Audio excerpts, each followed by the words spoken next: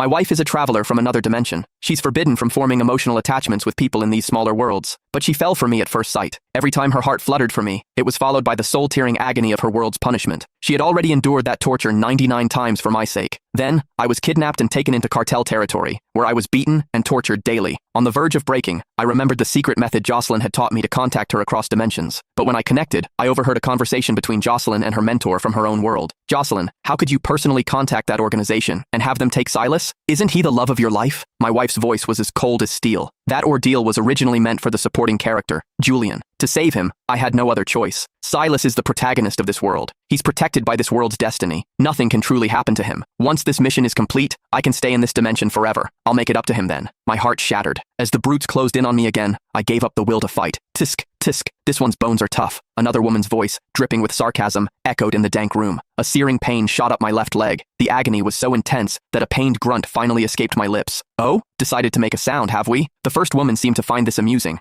I forced my eyes open. The woman leaning over me was caked in garish makeup, her face twisted with a sick excitement. She brandished a red-hot iron rod in front of my face, then shoved it violently into my chest. Ah! I screamed. It felt like my insides were boiling, the burning sensation spreading through every nerve in my body. That's more like it. It's no fun if you don't scream, the woman cackled, satisfied. She then pressed the rod against the other side of my chest. I clenched my jaw, fighting to stay silent. I knew the more I struggled, the more they enjoyed it. All I could do was endure, praying for it to end. They'd already severed the tendons in my wrists and ankles. I was nothing but a broken toy for them to abuse. Which number is this? Have we used 8 different instruments yet? It was Jocelyn's voice, clear and crisp as always, coming through the connection. This is the 7th. Does it really have to be so exact? Her mentor asked, a hint of pity in her tone. You know Silas was the one who saved you back then. Why are you so determined to repay this debt to Julian? My eyelashes trembled. During that landslide years ago, I was the one who clawed through the rubble to dig her out. I carried her to safety before collapsing from exhaustion. When I woke up, she insisted that Julian was her savior. No matter how I tried to explain, she wouldn't believe me. It turns out, it wasn't that she didn't believe me. She was doing it on purpose. Marrying Silas already betrayed Julian's devotion to me. I don't want him to suffer through this too, Jocelyn said. If a man goes through something like this, his life is ruined. Jocelyn sighed, her voice filled with a hollow guilt. Lying on the filthy plank of wood, I laughed until tears streamed down my face. She knew this would ruin a man's life, yet she was still so heartless. She claimed to love me, but she was the one who pushed me into this hell. Did her betrayal not count? A sharp pain erupted in my abdomen. I gasped for air, but all that came out was blood. One of the men across the room yelled in panic. What's wrong with him? Is he dying? Her mentor's voice grew tense. Jocelyn, Silas is fading.